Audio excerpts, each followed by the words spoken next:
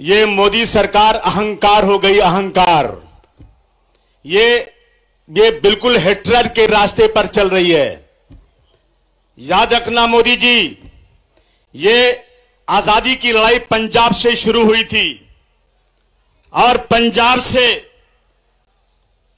शहीद भगत सिंह को जब फांसी दी जा रही थी तो उन्होंने कहा मुझे फांसी मत दो, मुझे सड़क पर गोली मार दो। शहीद भगत सिंह अंग्रेजों के सामने घुटने नहीं टेके थे, सावरकर की तरह 7 बार माफी नहीं मांगी थी। याद रखना, ये पंजाब से जो हवा छुड़ी है ना, मोदी तुम्हें जलाकर राख कर देगी और तुम्हारा पता नहीं चलेगा इस देश के अंदर। आज किसान, शर्म नहीं आती? शर्म नहीं आती मोदी जी आपको? आज किसान आत्महत्या कर रहा है। पंजाब का सर्वे आया, सिर्फ पंजाब में 1 लाख करोड़ किसानों पर कर्ज है, हर परिवार पर 10 लाख रुपए का कर्ज है और आमदनी साल की 6 लाख रुपया। क्या हो रहा है देश के अंदर? मुझे लगता है कि मोदी जी आप इस देश को बेचने आए हो, बेचने, और सिर्फ अंग्रेजों की चाल चल करके भारतवर्ष की गंगा जमुनी तहजीब को बर्बाद करके, डिवाइड एंड रूल करके इस देश पर राज कर रहे हो। इस देश की भोली भाली जनता को बेवकूफ बना रहे हो। याद रखना दोस्तों, यह आंदोलन किसानों का ही नहीं है, यह तो किसानों का बहुत बड़ा एहसान है भारतवर्ष की 130 करोड़ जनता के ऊपर। किसान सड़क पर बैठा है, -1-2 टेंपरेचर चल रहा है, सैकड़ों किसान शहीद हो गया और मोदी जी कह रहे हैं ये खालिस्तानी है, पाकिस्तान से इनको मदद आ रही है। चाइना के लोग शर्म आना चाहिए। मोदी जी, अपना चेहरा न देखा गया आपसे, बेवजह आईना तोड़कर रख दिया। आज किसान परेशान है। आज एसेंशियल अकोमोडिटीज से जरूरी चीजें जो जीने के लिए हैं, आटा, दाल, चावल, अनाज को एसेंशियल अकोमोडिटीज से निकाल दिया गया है। याद रखिए, जमाखोरी होगी और ये जो अदानी अंबानी है, इनकी दलाली करके मोदी जो है इनका तलवे चाट करके इनके गोदाम को भरवाएंगे। बाजार से सारा अनाज उठ जाएगा और उसके बाद कालाबाजारी होगी। आज देश में 75% लोग किसान हैं और किसान दुखी होगा तो याद रखना कभी देश सुखी हो ही नहीं सकता।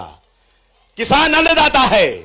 ऐ मुंबई और दिल्ली के आलीशान बंगलों में रहने वालों, तुम्हें नहीं मालूम, अगर ये किसान अनाज पैदा करना बंद कर दे तो तुम भूखे मर जाओगे, तुम्हारा नामो निशान इस देश से खत्म हो जाएगा। किसान अन्नदाता है। मैं हमेशा कहता हूं कि गाय दूध देती है, गाय की पूजा की जाती है। गाय अपने थन का दूध निकाल करके जनता को दे देती है, थोड़ा सा अपने बच्चे के लिए बचाती है। यही हालत किसान की भी है। किसान धूप में, बरसात में, गर्मी में बेचारा नंगे पैर, नंगे बदन खेती करता है और लालच से देखता है कि बारिश होगी कि नहीं होगी। बारिश नहीं हो तो बर्बाद, बारिश ज्यादा हुई तो बर्बाद। और आज वो किसान थोड़ा सा अनाज अपने खेत के लिए, बच्चों के लिए रख के सारा अनाज जनता को दे देता है। जिस तरह से गाय की पूजा की जाती है, ऐसे किसानों की पूजा करो।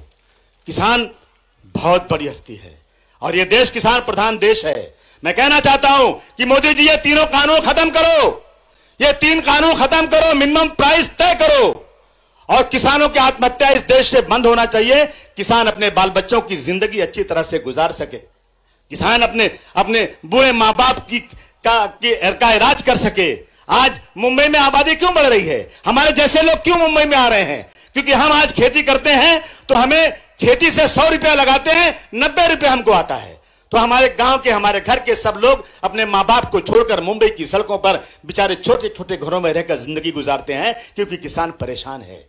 तय करिए पवार साहब, तय करिए कि महाराष्ट्र में एक किसान भी आत्महत्या नहीं करेगा। किसान भूख से आत्महत्या नहीं करना चाहिए, किसान की परेशानी दूर होना चाहिए। आज मैं बहुत बधाई देना चाहता हूं, आज सारी पार्टियों को मैं बधाई देना चाहता हूं कि मुंबई में आपने ये शुरू किया है। ये एक एक घर से लोगों को निकलना चाहिए और कोहराम मचा दो, इसके लिए कोहराम मचा दो जब तक ये कानून खत्म नहीं होता। मैं बधाई देना चाहता हूं पंजाब के किसानों को, सैल्यूट करना चाहता हूं कि 2 महीने से ज्यादा हो गया लेकिन उन्होंने टस से मस नहीं किया। मोदी जी, आप समझते हो ये आपके पास आएंगे? हरगिज नहीं। जब उनके सामने जिनका सूरज कभी डूबता नहीं था, उनको कुछ नहीं समझा तो तुम कौन सी खेत की मूली हो? तुम्हारे पास ये क्या समझते हो जाएंगे? कभी नहीं आएंगे। इस कानून को खत्म किया जाए। मैं आप सबका बहुत आभार प्रकट करता हूं, आप आए, और यह आंदोलन जबरदस्त चलना चाहिए जब तक किसान वहां बैठा है। हम लोग भी पूरे महाराष्ट्र में इस तरह आंदोलन करते रहेंगे। बहुत बहुत धन्यवाद। जय हिंद, जय महाराष्ट्र।